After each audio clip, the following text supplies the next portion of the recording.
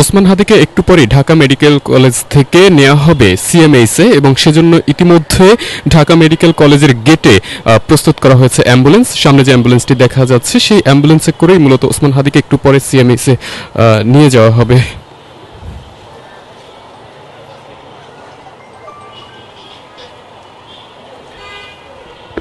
আমরা দেখতে পাচ্ছি যে যে অ্যাম্বুলেন্সে করে তাকে নিয়ে যাওয়া হবে সেটি প্রস্তুত করা হচ্ছে।